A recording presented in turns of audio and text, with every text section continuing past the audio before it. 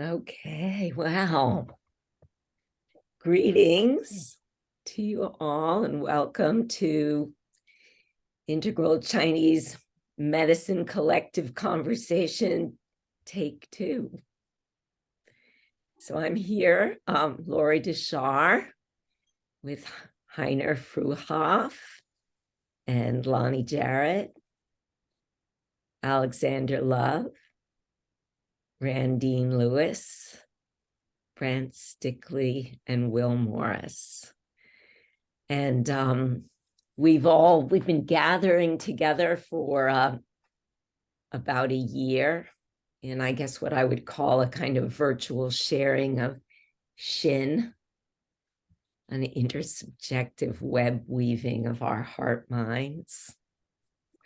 And we're coming, all of us, as practitioners of Chinese medicine, but from different kinds of strands of learning and different areas of expertise, different focus of our work.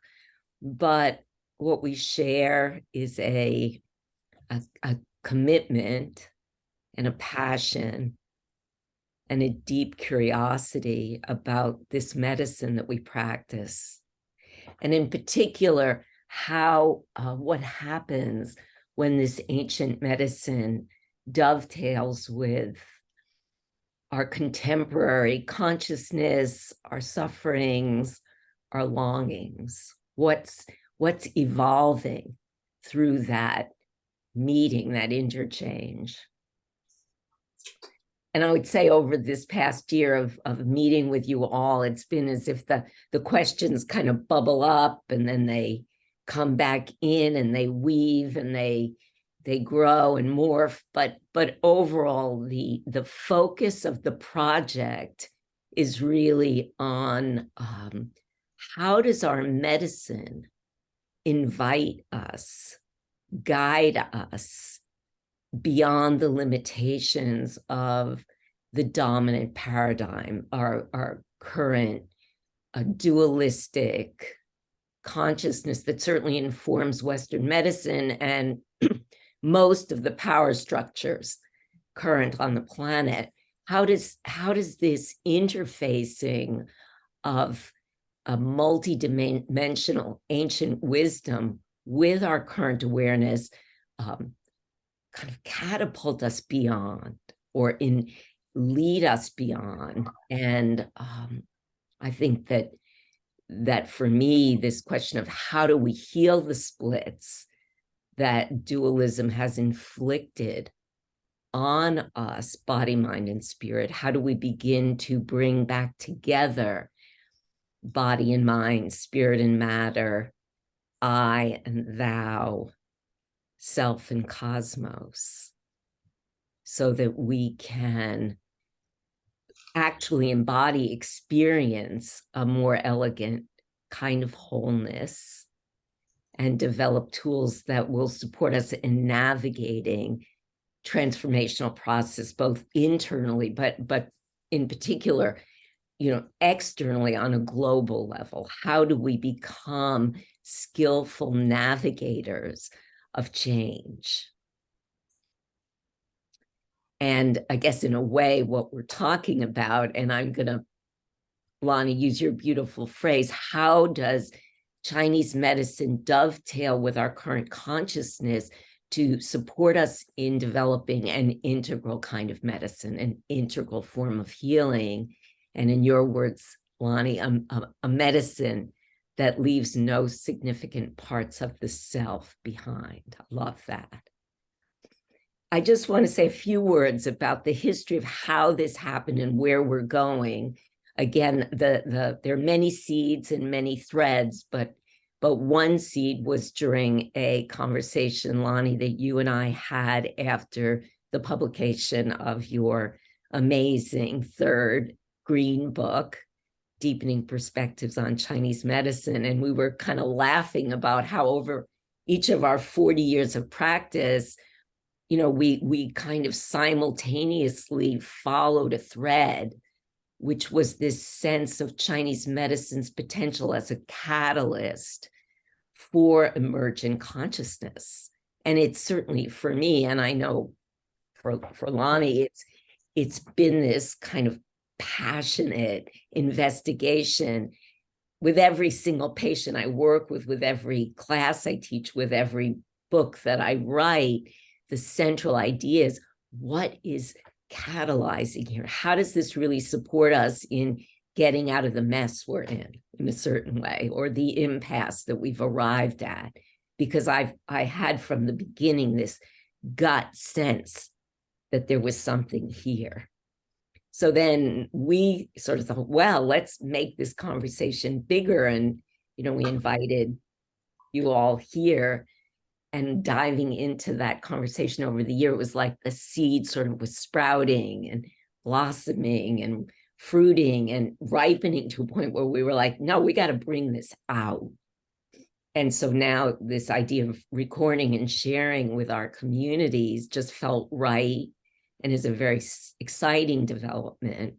And our last month share really brought in lots of wonderful feedback and questions and some useful critiques and invitations. So we're looking forward today to another deep dive share.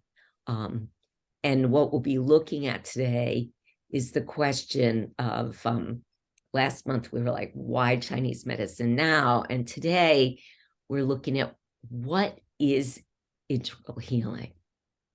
And it feels appropriate, given that we've named ourselves the Integral Chinese Medicine Collective, to, from each of our perspectives, look at what that means. What does it mean to develop a medicine that leaves no part of the self behind? Yes, so that's a beautiful introduction.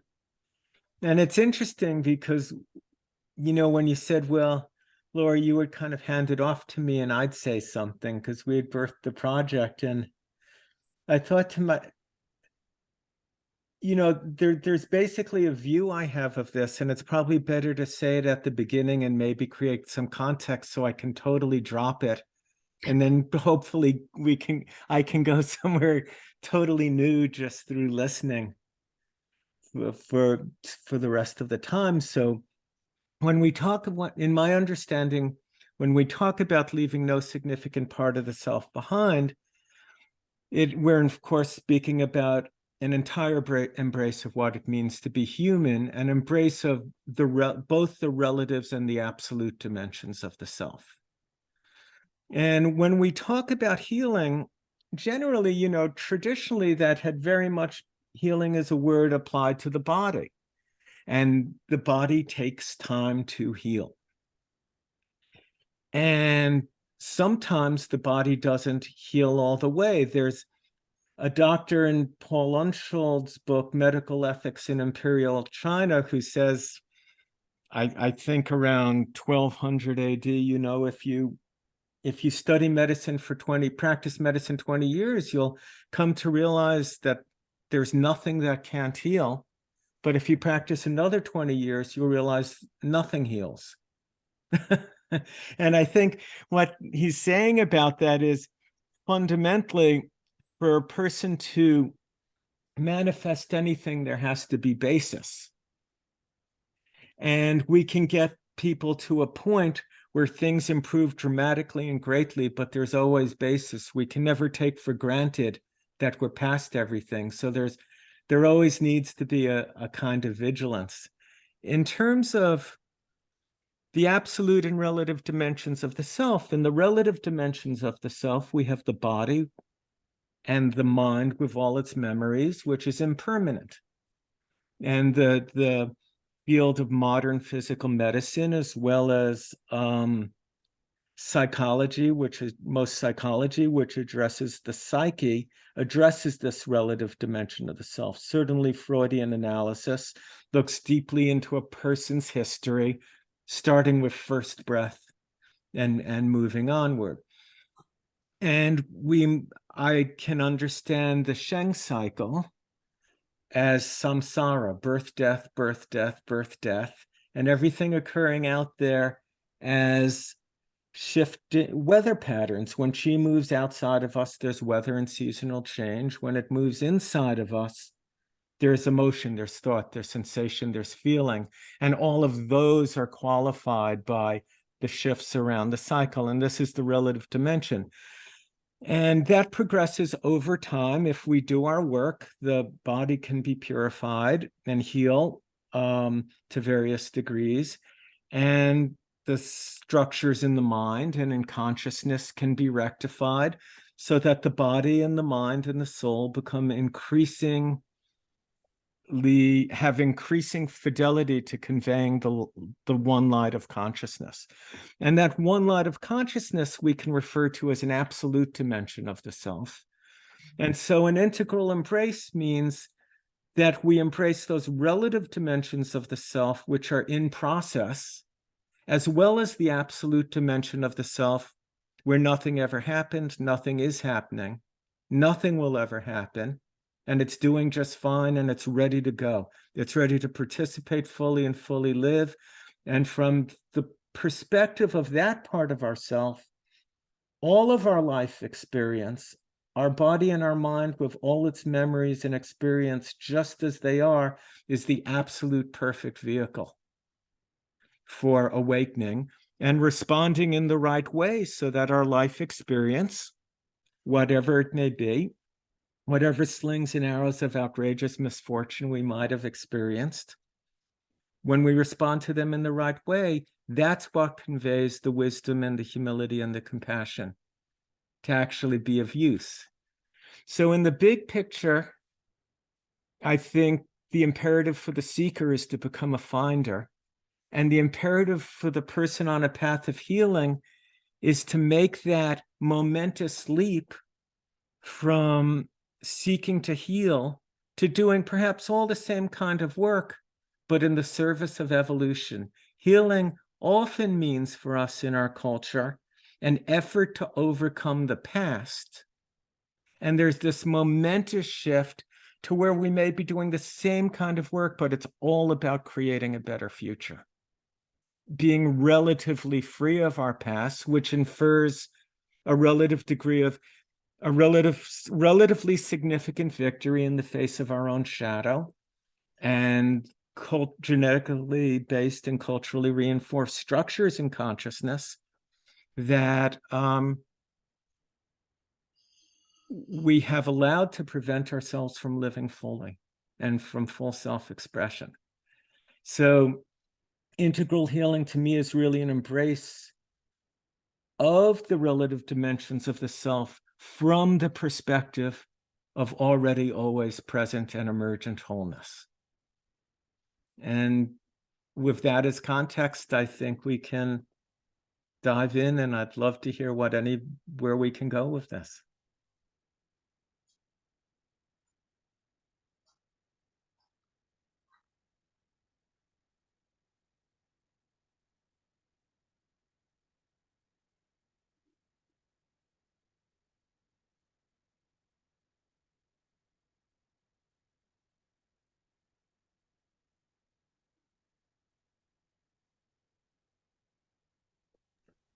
I was doing a lot of thinking about this before the call came up, and really what kept coming to mind for me is the role of the practitioner in his or her own cultivation and their dedication to do their own inner work, to really uncover the unconscious obstructions to the awareness of this integral consciousness that we're talking about.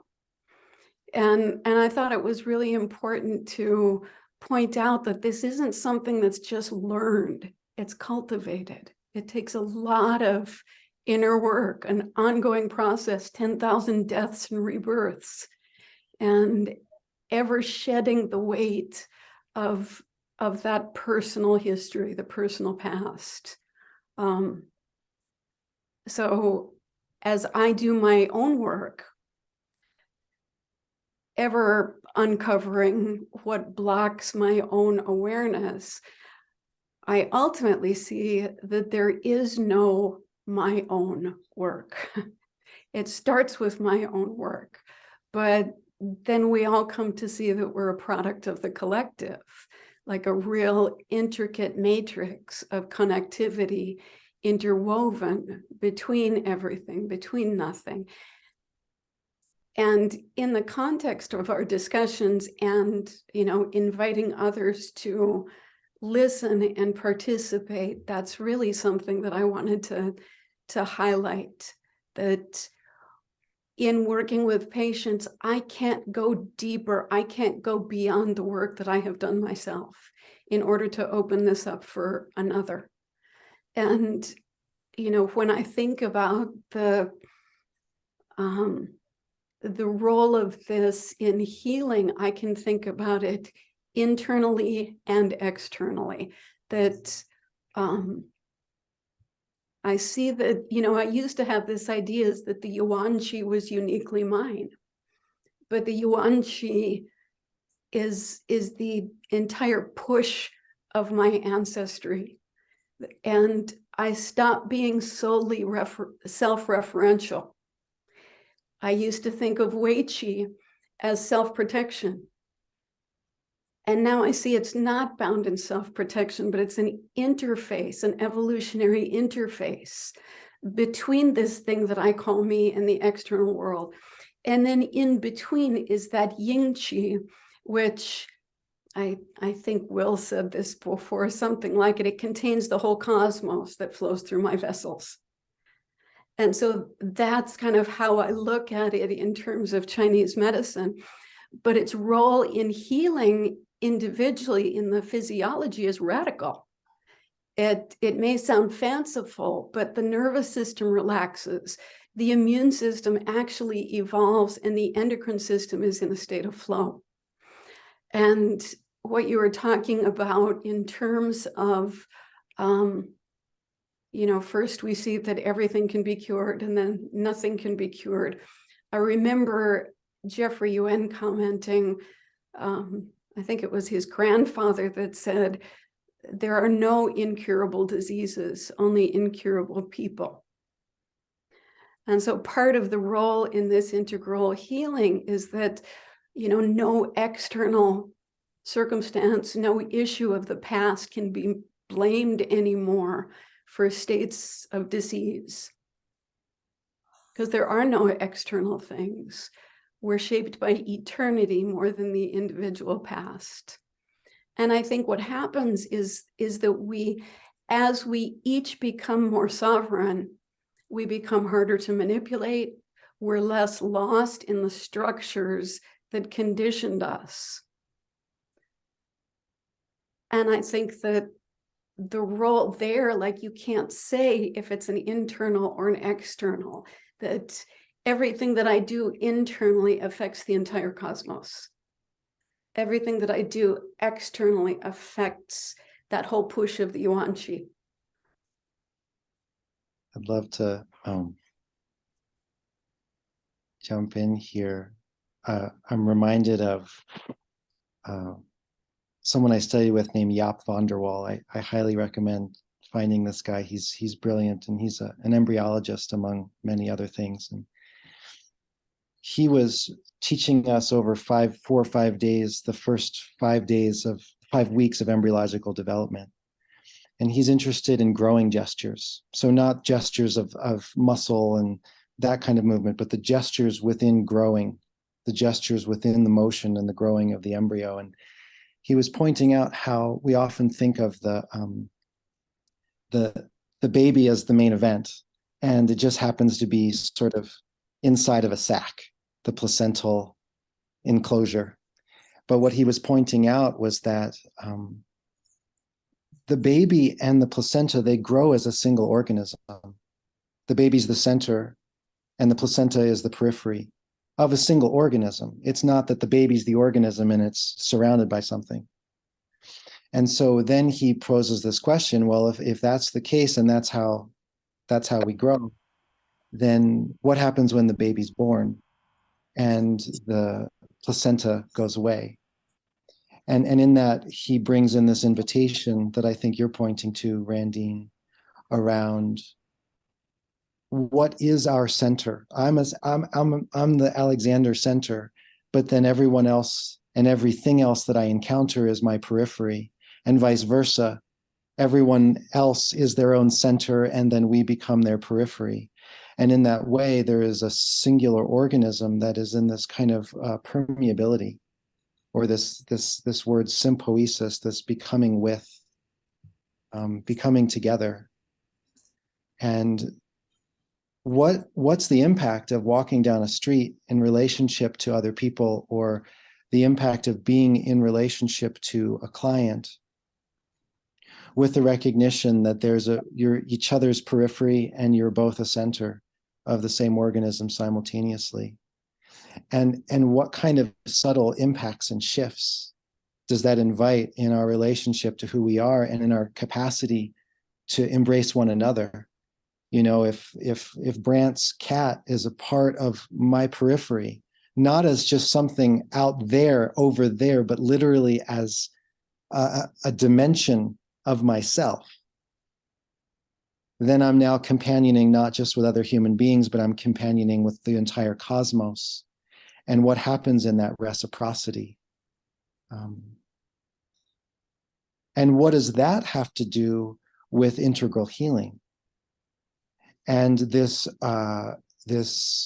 orientation to an unbroken dimension of being, and via resonance, what kind of impact does this have in the treatment room or walking around in our communities?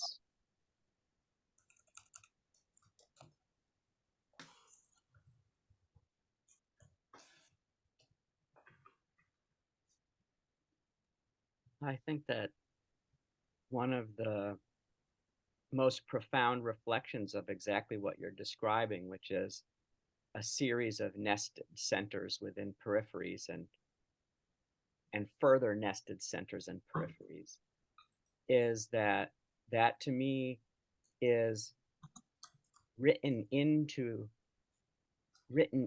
Chinese medicine.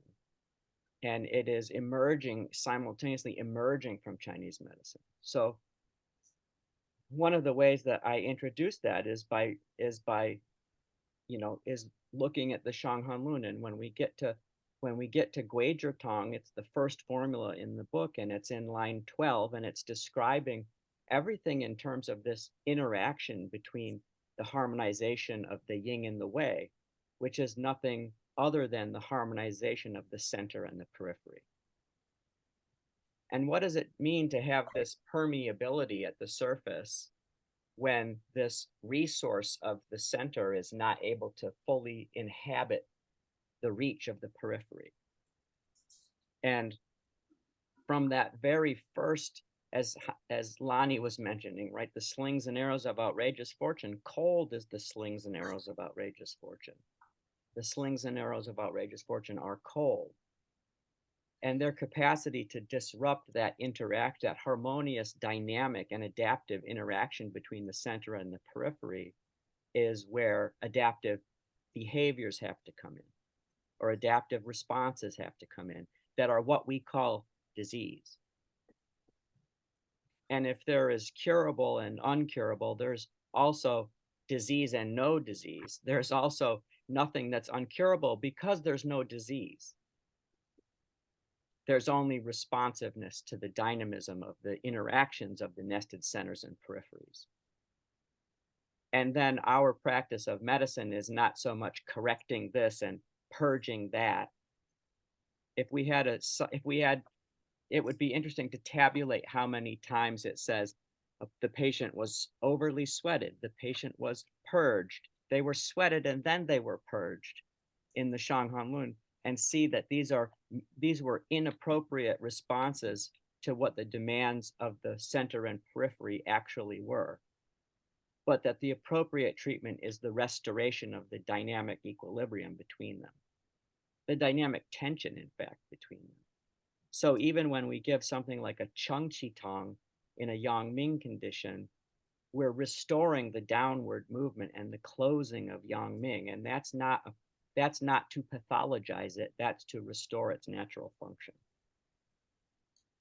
Now, if we take that and we apply that across across the span of beyond the human, we can just see that it's reiterated over and over again. Every community that can't access its resources can't adequately resist the dominant culture's incursions.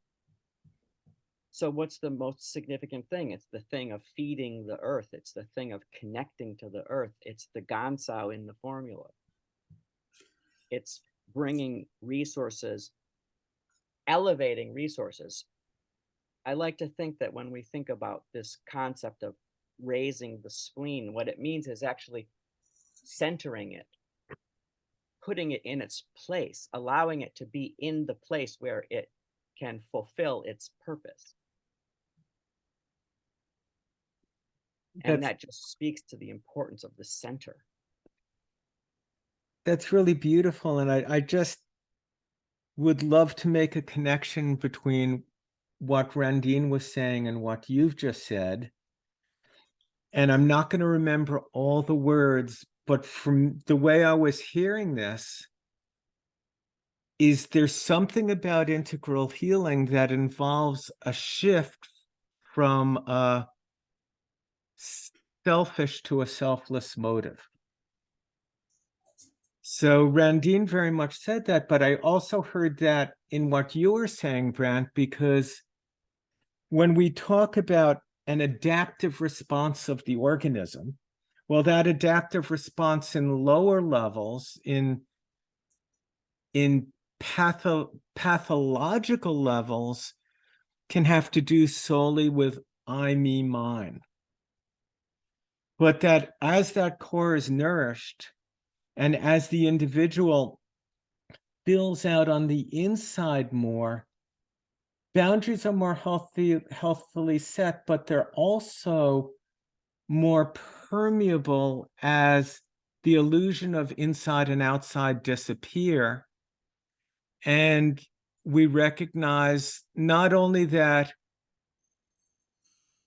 our health is so totally dependent upon the web of relationships that Alexandra was positing, so not just this is me and everyone outside is other, but actually it's all, you know, it's all, I mean, everyone said a lot, so I can't remember the exact words, but Alexandra was very much positing, again, also the shift from a self-centric center to a self that integrally embraces everything from Brandt's cat, he jumped all the way from Brandt's cat to the cosmos, which I thought was a very nice Cheshire cat sort of analogy. And I just have to say, in my own clinical practice, one of the main hallmarks of integral healing is that initially in treatment, a patient starts out with, I want to be better, so I feel better.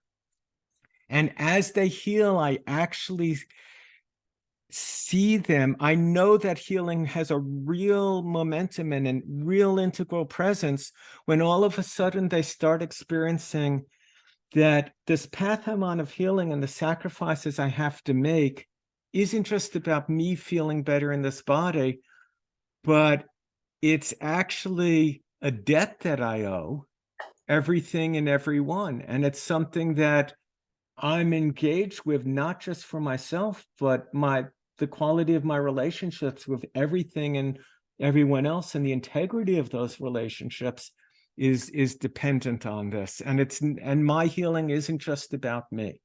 And when a person starts increasingly expresses in subtle ways at first a selfless motive, I know that, you know, in maybe in Brandt's terms, the core is nourished. And now all of a sudden the boundary is expanding to not just keep out other, but to have more and more of an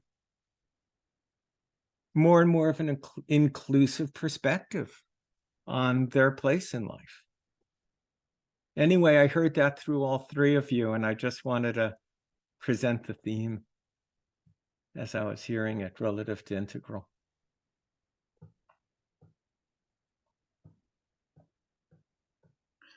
There's something that comes up for that in me, and the whole notion that it's not about me, whether it's me as the patient, my own patient, or someone else's patient, or whether it's me caring for another. It's in the end not about me. The outcomes, it's not an outcome centric matter. But what I become interested in is that along the same lines of what you were talking, Brandt, with respect to nested phenomena, is also the notion of nested timeframes. And it is in the context of those nested timeframes that we see the process of healing or becoming or suffering, and the processes whereby these unfold and then furl back in, taking place daily, monthly, yearly, at the level of the pulse, at the level of generations going back in our bloodline to the origins or being here on this planet. And that form of a homeodynamic process is taking place within what could be called an eco-psychosocial perspective, if I can invoke the term perspective. But and this eco-psychosocial moment is my internal ecosystems, my external ecosystems extending all the way out to the stars, as the Olympus Classic states, the Wei Qis extending out into the constellations, and the Ying Qi extends there also in an interwoven way into the vessels as we nourish and contain and experience the nested time frames at the Ying Qi in terms of diurnal motions and Wei Qi also in terms of diurnal motions, radically different spectral expressions of the resonances of those moments in time, and extending beyond the ecosystems into the psyche of self and other, into the social zones. This becomes the zones, the boundary zones between self and other, and how that becomes dissolved in the dualism, and how that spicy flavor of interior warming agents such as ganjiang is opening into self, opening to the depth of the self, and when it's raw and it opens the surface, it opens us to others. So that spicy flavor is either opening as an interior warming agent to self or to others in terms of a diaphoretic agent, and those can be played with very artfully in the process of coming to a place of understanding where a person who has suffering has become bound in the interplay, bound in the process of becoming, and in the process of their suffering, find some resolution through the heart and through the experience of the heart and its connection to source and to others. And that process takes place, of course, through the yin meridians to the interior, and through the yang meridians to the others around us, as systems of communication. That process of intersubjectivity is one that's conveyed along those channels or meridians, or however the metaphors we like to see these ways of transforming and moving the self in relationship to other. How do I sustain a distinct sense of self in the presence of dissolution into a pure absolution. I don't. It's not possible.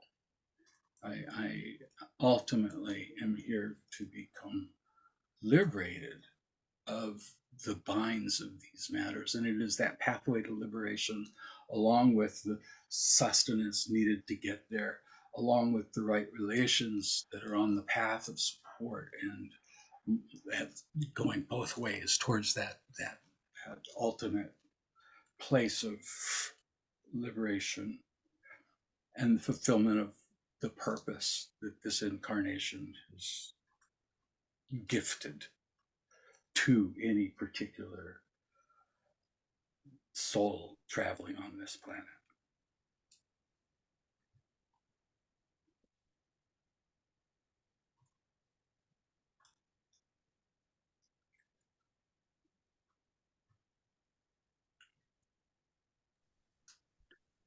Yeah, what resonated for me there from what you just said, Will, and what everybody else said, is this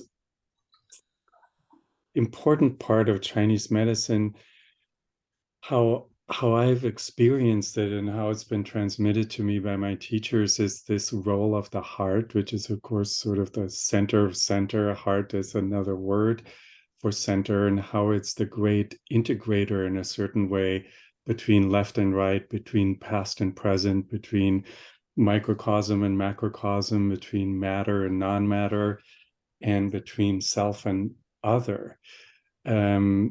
We somehow seem to be, in our times, be barreling faster and faster towards some kind of a place where we want to prescribe an absolute truth, which comes from really an ego place and comes from a matter place and comes from, we call that science, versus the woo-woo place of the subjective that then belongs to realm of psychology and religion or so.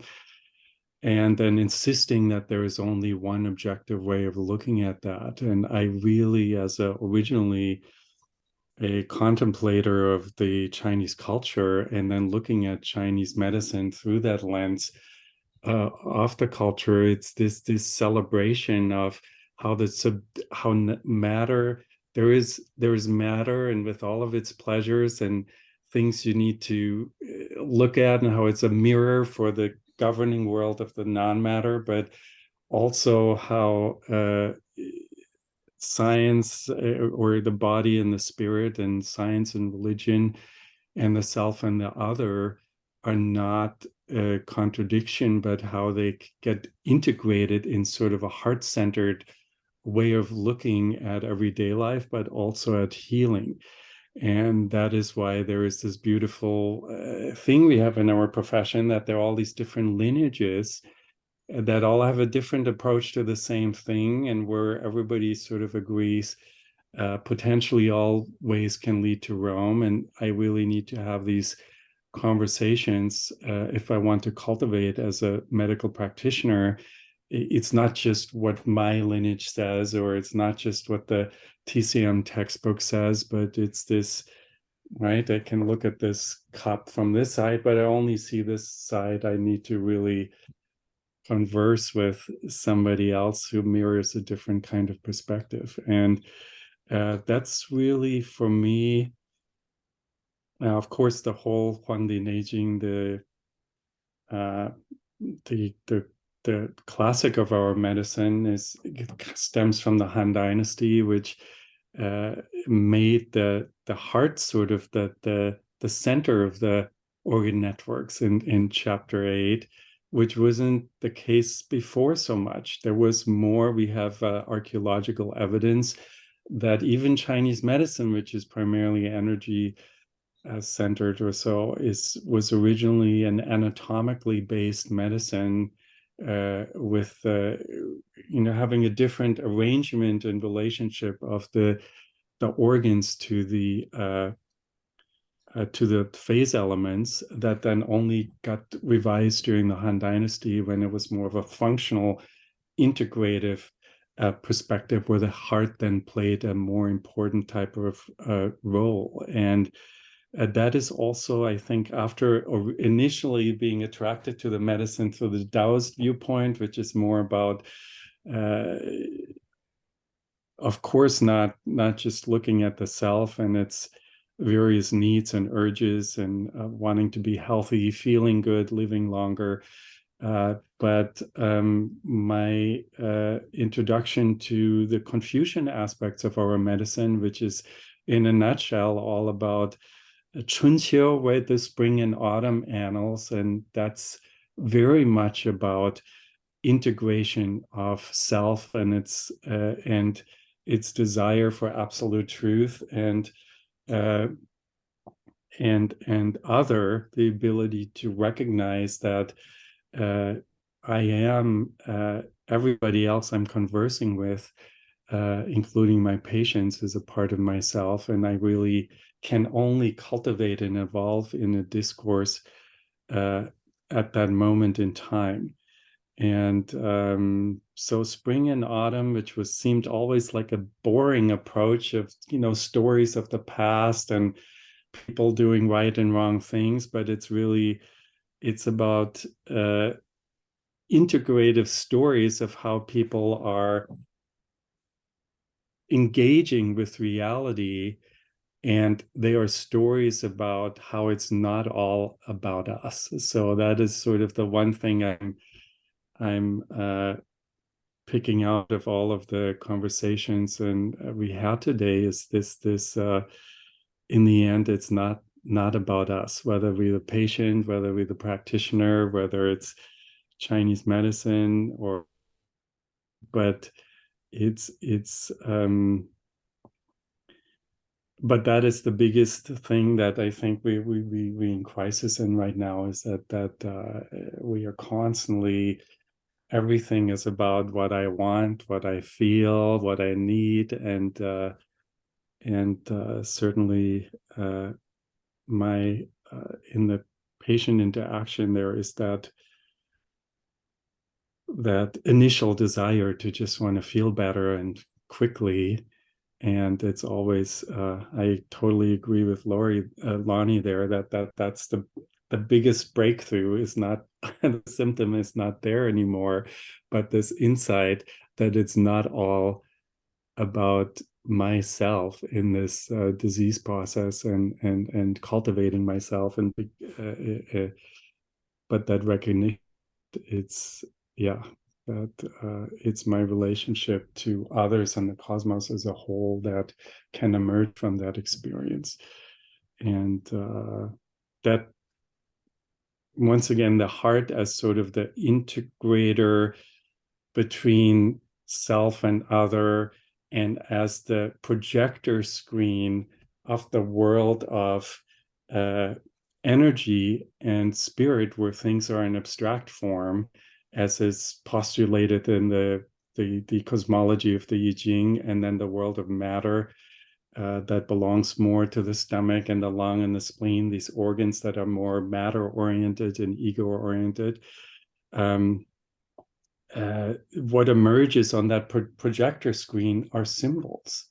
And we are all seeing the same truth, which is this kind of spirit truth that radiates, where we're all the same, that spirit light that Lonnie was, if I understood you correctly, Lonnie, that you were talking about at the beginning, but in different cultures, because we have different environments and different background, there might be different symbols that appear on that projector screen. And that's the important thing that I think Chinese culture teaches us, that we can use different symbols to enhance our understanding of the same universal reality, and don't need to force other people in accepting our symbols or just this particular way of describing a realm that is really not describable, right? After all, the first line of the Tao Te Ching is the Tao that can be described in concrete words is not the eternal Tao. Those were some thoughts that came to mind with me as I'm joining the conversation today with you. it brings up for me the tying to some of the other themes that have been coming up, where, you know, we have this yin layer, this sort of nutritive, for better or for worse. I mean, nutritive doesn't always mean it's, you know, it's good stuff, but there we have these layers of the avocado, the mushy part in the skin. We have the conditions, and we have these symbols, and some of these symbols are symbols that are twisted. These are, you know, symbols of pain, symbols of agony, symbols of horror, as well as of delight and anything else. Our beliefs, are how we make meaning together as a shared digestive process, and the skin conditions of how we've become habituated. And to me, you know, to this question of, you know, what is integral healing, there's this notion of placing a needle, you know, through the Wei layer, through the Yin layer, not a negation of it, but on a journey to an essential seed dimension of being that's infused by Shen, and that's this dimension of virtue where there's an invitation to a return to an essential goodness that in the very same moment is a possibility for emergence into goodness. It's not only a return, it's a return to goodness and an invitation towards a leaning in a new way. And that dimension of being, that essential seed that is infused with the light of spirit, it's automatically interested in service, because it doesn't have any problems. And so there's no need for, oh, I should be of service, or I should stop thinking of myself. It's a natural feature of the fundamental nature of human goodness that I'm overflowing with resource, and I'm automatically interested. And I then see that everything that is my periphery is possibility. And to me, that something in there is where the healing happens. That recognition of, I was never broken. And these beautiful yin clothes that are dancing in ecstasy and horrors and twisted and passion and congealed pain and numbness and, you know, all that stuff. There's this recognition that there was always that essence underneath it. And I think that that's what healing is. There is a rectification, as Brandt was talking about. There does happen to be a physiological, energetic rectification in that process that makes us stop burping and like, you know, having other sorts of physical issues. But at a much deeper level, it brings us into union with each other in a way where there's just such depth of love, and that essence. To me, there's this experience of stem cellularity. It's a sea of virtue. It's not a virtue of love, but it's that capacity for context explosion of whatever virtue or virtues is necessary, be it lightness, playfulness, sensuality, depth, honor. And that there's something about that resonance and that awakening to the goodness underneath the seed, and then the light infusing it, that's kind of maybe central to the healing process. It's been my experience that as I first awoke to that, you know, a wholeness, a quality of gratitude, and a quality of care that was actually just heartbreaking. Infinite, and humbling. And heartbreaking, that's also experienced in part as grace.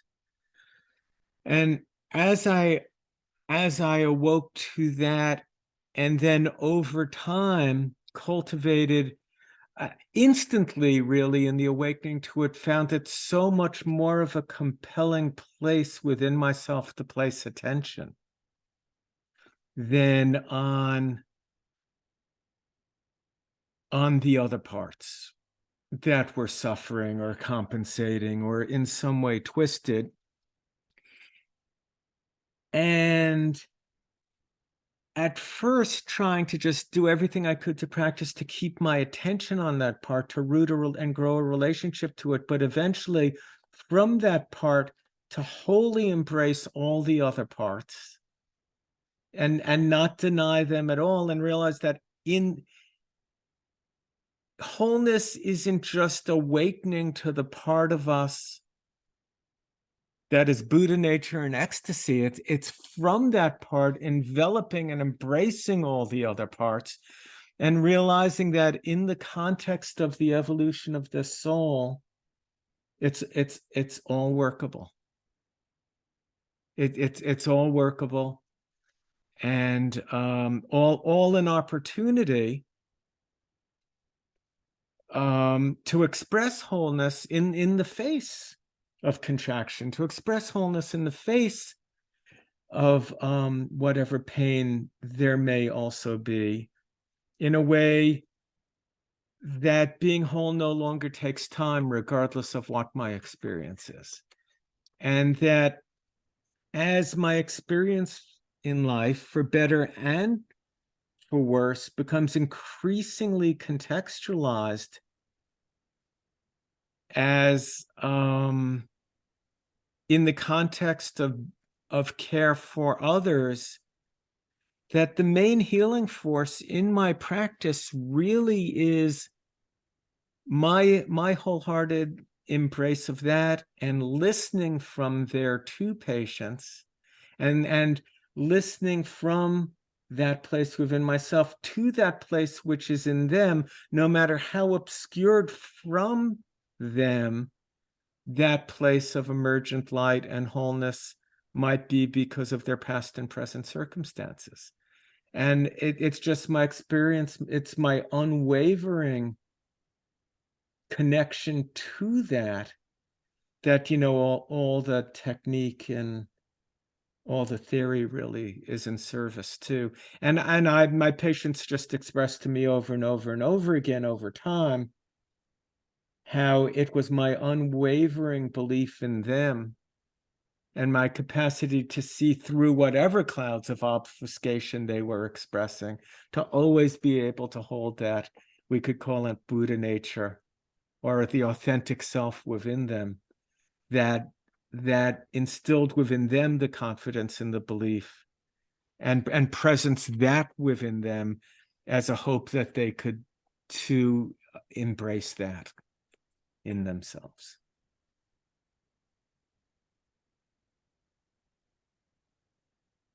In a way, that's what Heiner was describing precisely, because the heart becoming the center is the elevation of the very concept that it's only through complete emptying that it fulfills its function.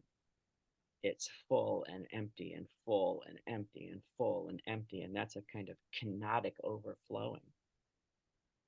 In Ling Shu chapter 8, this quality of overflowing is attributed to the other organs as the fundamental emotional issue. But the heart's overflowing is different. The heart's overflowing is what filters down through all of those other organs as Shen, guiding them. And it has to be continuously broken. As you said, heartbroken. Heartbroken is its nature. Yes. And if we can characterize that heartbreak as grace, yes, that's beautiful.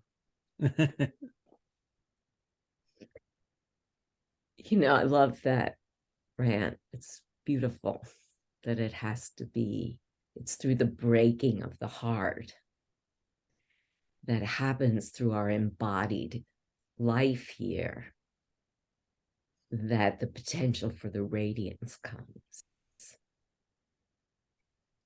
And, I may be coming in from a slightly different perspective here, but I want to come back, Lonnie, to what you said at the beginning, which is, you know, when we say what is integral healing, and we say it is a healing that contains or encompasses the absolute as well as the relative aspects of our being. So I feel like we've been talking a lot about this movement towards the absolute, or this bringing of the absolute towards the relative. I mean, I heard that, Lonnie, and what you said so beautifully, that, you know, once we can find that place, which is beyond all of the suffering, that place, which is that radiance, that light, then we can bring that to bear on the parts that are suffering within us. But, you know, when I think about what is integral healing, for me, there's also this way that I have to be willing to slog in there with the mess and the muck of relative experience, of my life as an embodied person who lives in time, whose flesh will disintegrate, who will lose, at least in an embodied way, the connections to the beings that I love so deeply, you know, to the planet, to the earth that I love so deeply. So in that experience of being willing to be in there hour after hour, day after day, year after year, with the suffering of relative experience, I think there's a way that I've discovered that in itself brings me to these places of wholeness. And I want to get at, there's something I'm trying to say here.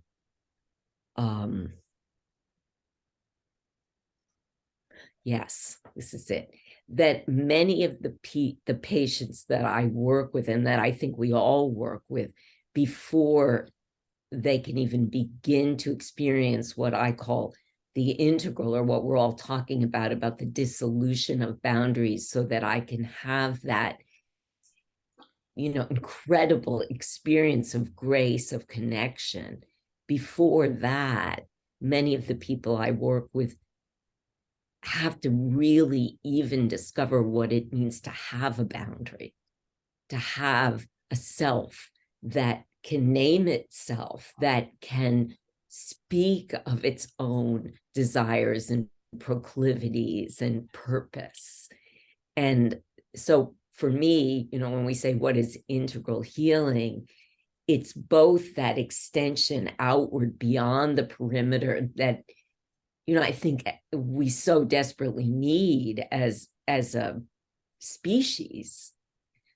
But at the same time, person to person, it's also, how do I recover my connection to that single spark of starlight that is my spark, that is my unique spark in this time frame of my lifetime, when, you know, yes, that spark ultimately returns to the infinite, to the allness, you know, as Randine, you said, you know, our Yuan-Chi isn't our Yuan-Chi, it's a sea of blessing, but still within the confines of my life, or a patient who sits in front of me, their life, there is this uniqueness, which I think is part of what integral healing is, at least for me, is that uniqueness matters.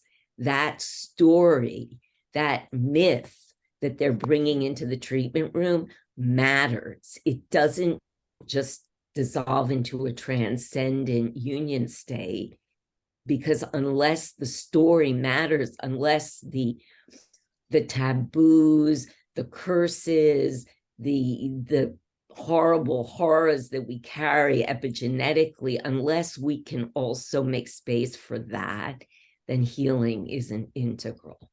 It's a transcendent, we could say, spiritual bypass. So I felt like I wanted to bring that piece in, and what it takes, as Randine, you said, for us to cultivate the capacity to be present to that without being taken over by it or swamped by it, and yet not pushing it away.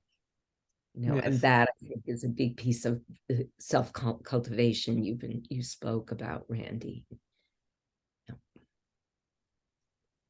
That's a great summary. I think it's so important, and that kind of not trying to transcend to some non-material place. Spiritual bypass is a good word. I think I like that. Once again, I think looking into the description, how people originally during the Han Dynasty described the heart, attributing to it not only the flavor of bitter that goes with the fire element, which 吃苦 in Chinese means eating bitter, means suffering. So why is the heart that's supposedly in charge of happiness and joy, that the flavor of bitterness goes with that? And then secondly, it's assigned the temporal space on that holomap of the summer solstice in the middle of summer, right between spring, where lots of little critters and plants and babies are being born that say, I want, I need, the kind of the birth of the self, the narcissistic self. And then there is the matureness of autumn that will bring the destruction of the self, where nature is taking itself back. The heart sits right at that place. And very interestingly, other than that month that it sits on, the fifth month of the year, is divided into two different periods that are not only called summer solstice, 夏至, but also called 芒种. That's usually translated as bearded grain. But when one looks at that directly, that means Mang means death, and Zhong means rebirth. And so it's on a literal plane, it's the death of the wheat plant that gets harvested now, the winter wheat, and the planting of the sticky rice plant. And so the heart is this integrator between spring and autumn, between the birth of the self and the death of the self. And it's the 5-day periods for that time is not a celebration of life in all of its glory and beholding the beauty of the world, and everything is in German you would say Friede, Freude, Eierkuchen, which means peace and love and cake. But it is a gruesome picture of a chain of different animals feasting on each other. Like the shrike is eating the praying mantis, and the praying mantis is eating the cicada, right? The wuhou are these 5-day periods. So it is a time where life is coming to an end, where life is fully born, and all the species are there, but now there's death, there's sacrifice, there's pain. And so it's this integration. The heart is all about integrating this limitless spirit that's trapped in this concrete, relative, unique matter form. And whether it's on a psychological plane, I want to be born into a different family or a different country or a different time, or whether it is, I don't want to have these genes because I'm going to get breast cancer or have this arthritic thing. We have these unique stories, and that's what the heart is about. From, I think, that the very depth of how the ancestors of the medicine provided it as this integration of this messy existence, where we are both this spirit on this light plane, but at the same time be stuck in this body that guaranteed will have pain. If it's not now, and if it wasn't in the past, it'll be at some point in the future. And right? That's what Bazi astrology is this kind of our concrete existence being born at a particular time will at some point meet waters where the wind of the universe is in our back, and even without doing anything, we'll feel ourselves will feel better. But then there'll be other times when the wind is against us, and even though we're eating the same thing, we're not doing anything.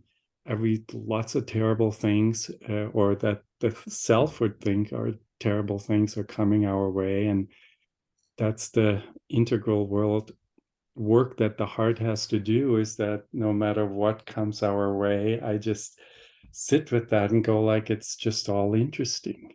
And it's not good or bad, but it just is.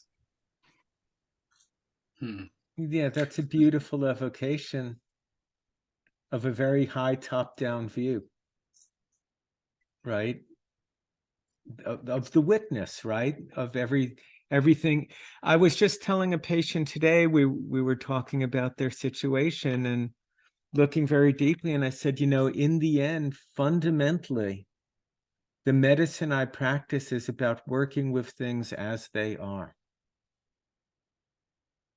Working with things as they are. The ego wants everything different right here and right now.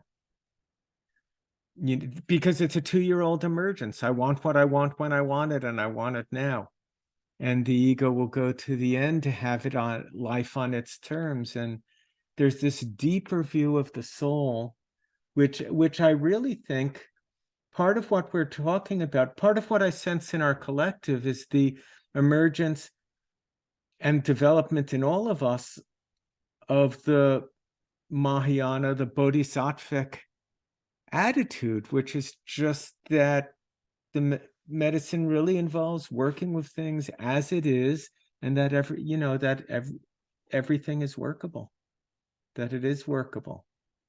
And I think who was it? It may have been you, Heiner, saying, I think it was you who was just saying all this is going on, and it's interesting. Everything as it is. So we're coming about to the end here. Does anybody have something they'd like to say as we draw to a close? Oh, I've just been wanting to jump in and kind of take it back to what Alexander was saying about the embryo, and come back to that, the relationship with the bow, and what the bow, the bow is the embryo.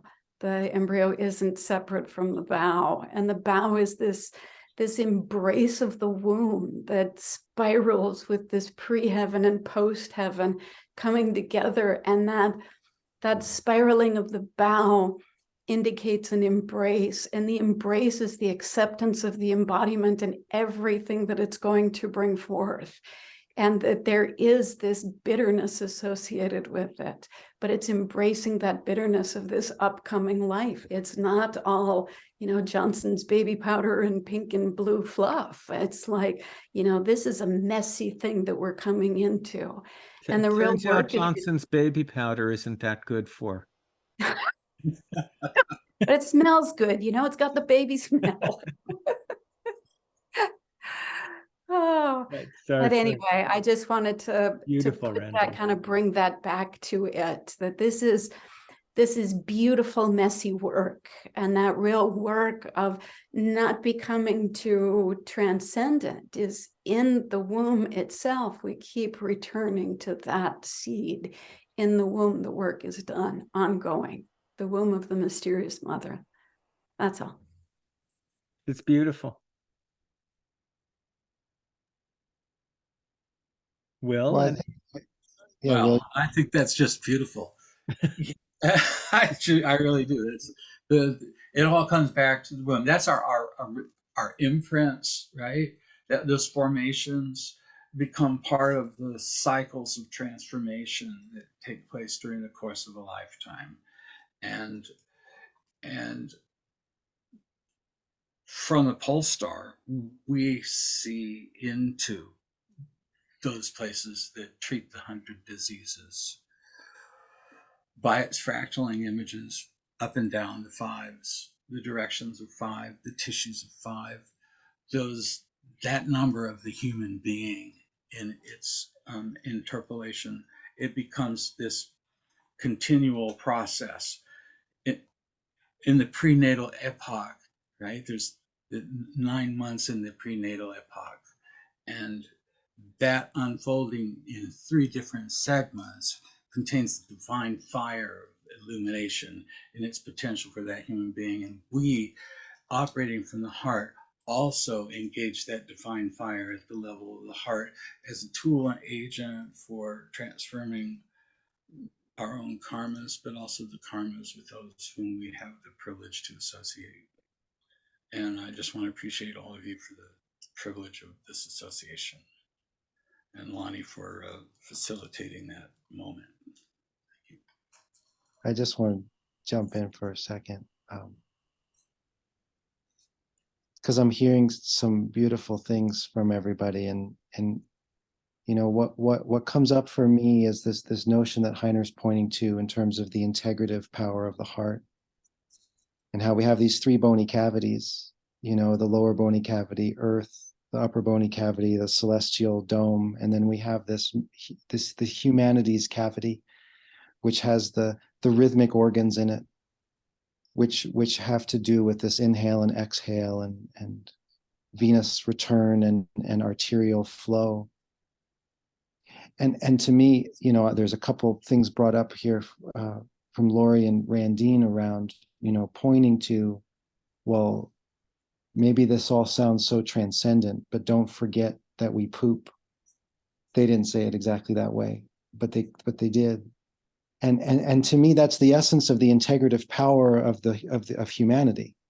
That the heart and this middle bony cavity is a confluence of the Shen, not just Shen by itself, but the Shen radiating through that human nature of essential goodness that's able to then also receive the undercurrents, the hell realms, the twisteds, and that this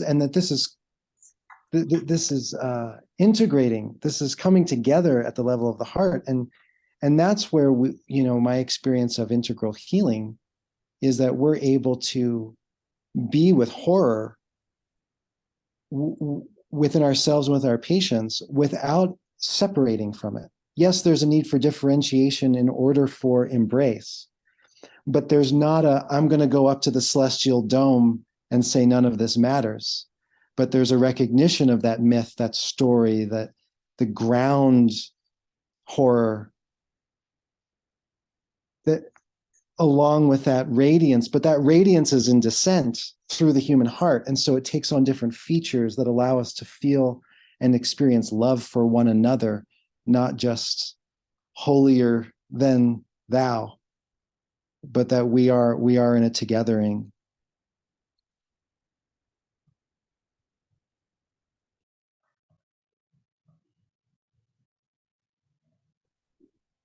I just want to amplify that to say, Brandt, can you just speak up a little? I just want to amplify that. That's very rarely something that I'm asked to do. Actually, it's to speak up a little. The realization of that is something that is so pivotal in Gebser. It's time freedom. The willingness to take that dive into experience and to be able to be genuinely, truly present with every aspect of the parts that are not being left behind, of being able to go literally, that when we put that needle in, as you were saying, we're actually making contact with that time, however remote, even cosmically remote. It's possible to make contact with that, to stay intact in this life, in this post-heaven realm. And if we cannot, and to me, integral healing is realizing that state of time freedom that allows us to be in our physical being, present in other times, to free those times to be other than they are or what they could potentially be. And all of that happening within this bodily, in this state of embodiment. I love that you brought that in, Brandt. And I think that that, for me, brings it all together, particularly with this idea that, you know, the integrality and the disruption of our assumptions about reality, when we can say that we can insert this filament that's actual, like a piece of stuff. We can insert this filament into tissue and touch time. And that was really coming back to what I said, you know, right from the beginning, 40 years ago, when I fell in love with the medicine. It was having a needle inserted in my instep for the first time, you know, liver 3, and feeling my entire being and my emotional body and even my sense of my own history touched by a needle. It's like, how can that happen? You know, and that was when it just started for me. It was like, okay, this is catalyzing something completely different. But I particularly appreciate how you're saying that we cannot talk about an integral medicine unless we're talking about all the archaeology, all the layers of what I call I, which then can open up to the place where I go beyond into the 100 meetings and beyond into that cosmic light. But Into unless imminent potential. Yes. And they're not separate. That self we are not yet, but are becoming. So on that note, Yes. the preeminent part formula is the final formula in the Taiyang chapter, Zhigan It incorporates Guizhi Chu Shaoyao, but even as important is it has Huoma Ren. It has this great impulse to draw upon Jueyin blood and bring it to the chest and circulate that freely with nothing holding its circulation back. And then it has that little Huoma Ren to give the little impulse to come back into the Yangming descent. The shout out to poop that Alexander made is present in that fullness of the heart. And on another note, along the same lines, I find when I dig in the symbolism associated with the heart is that the character Ling is actually appears more often, including in the acupuncture point names, than the character Shen. Shen is more of a young spirit, disembodied spirit, whereas Ling is in-body spirit, where a spirit that has an effect on the material world. Yes. And that is palpable in body only. And that's why also the needle classic, the part of the Neijing that is all about needling, that used to be called Zhenjing, the needle classic, called the Lingshu, right? We translate that as the spiritual pivot, but it's all about this way of activating the integral function of the heart, body and mind all in one, suffering and life and death all in one, unified, and the lofty philosophizing and enlightenment and the pooping unified. Yeah. Perfect. I think we did it. What a great time. Yeah. Thank you, everybody. So we will, our group will be expanding and diversifying over time as we encounter and meet like-minded people. Eventually we'll be inviting guests, and some guests from outside the profession. And after we've done a few more of these, we'll invite the whole profession to come and sit in and listen in real time. And so thank you all so much. To echo what Will was saying, and I think we all agree, just what a blessing to have each other and to have this opportunity to bring multiple perspectives and to have one emergent perspective being born from them that we're all interested in. I can't wait to see what happens next time. So thank you all. Thank you, Have a everybody. beautiful night. Beautiful. And thank you to the audience, because you're all, of course, an integral part of this.